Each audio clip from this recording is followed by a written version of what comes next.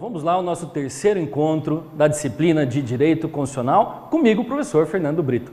Então, nos nossos outros encontros, nós falamos um pouco sobre teoria da Constituição, nós falamos um pouco sobre teoria do direito constitucional e hoje nós vamos continuar a nossa conversa falando um pouquinho sobre o poder constituinte.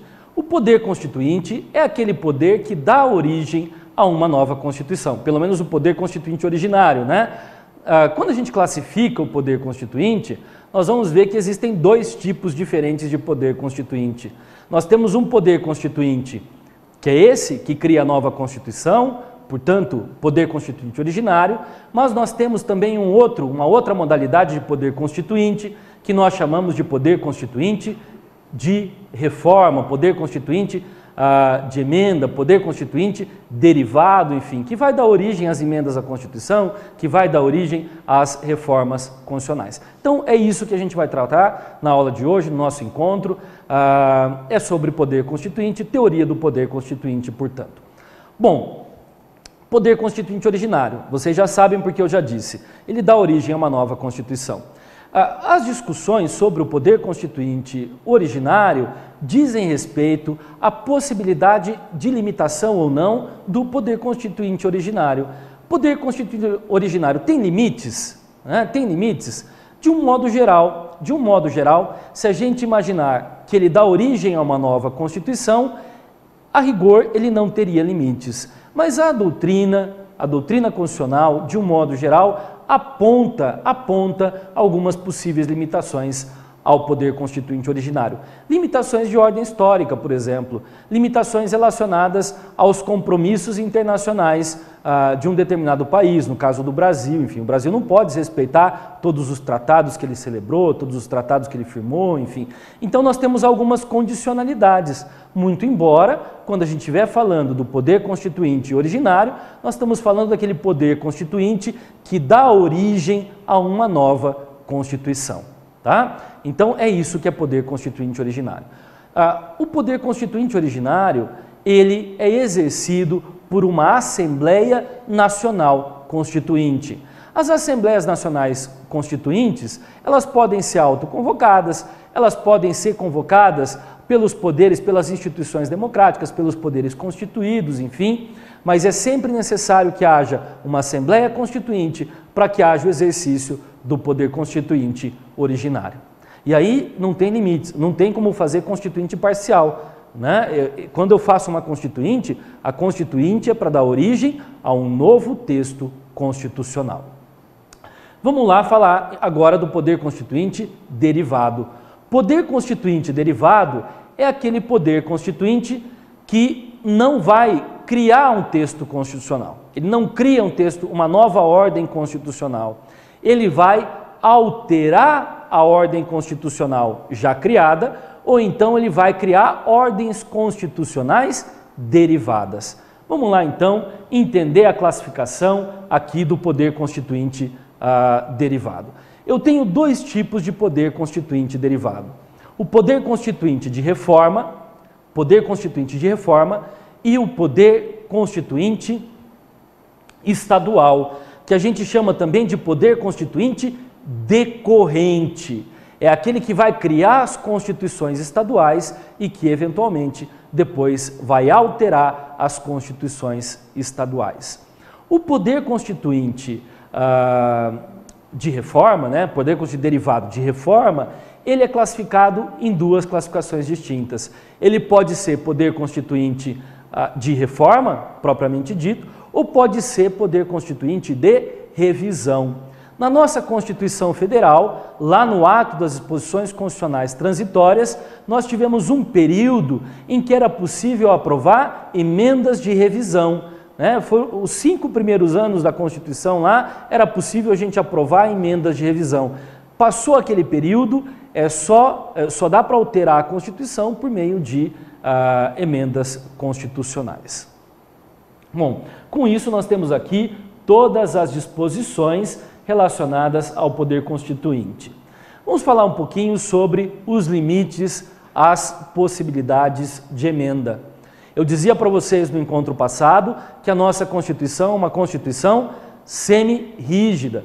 Porque o procedimento de emenda à Constituição é um procedimento dificultado. E hoje nós vamos conversar um pouco sobre esses limites ao poder constituinte reformador. Basicamente, nós temos 3 tipos de limites na nossa Constituição. Nós temos 3 tipos de trava na nossa Constituição que dificultam o processo de emenda constitucional. Nós temos limites procedimentais ou processuais, se vocês quiserem, nós temos limites circunstanciais e nós temos limites materiais. O que são os limites processuais? Limites processuais estão relacionados ao procedimento que o Poder Legislativo vai usar para emendar a Constituição. Então, para emendar a Constituição, nós temos a necessidade de um quórum qualificado, o quórum de 3/5. Para emendar a Constituição, nós precisamos que as propostas de emenda à Constituição sejam votadas e aprovadas em 2 turnos em cada casa. É um outro limite processual, limite procedimental. Nós temos um princípio constitucional que é o princípio da irrepetibilidade absoluta. Significa que, se uma proposta de emenda à Constituição é rejeitada num determinado ano legislativo, ela não pode ser reapresentada naquele ano, só vai poder ser reapresentada no outro ano legislativo. Então, são todos limites procedimentais para o processo de emenda à Constituição, para aprovação de propostas de emenda à Constituição.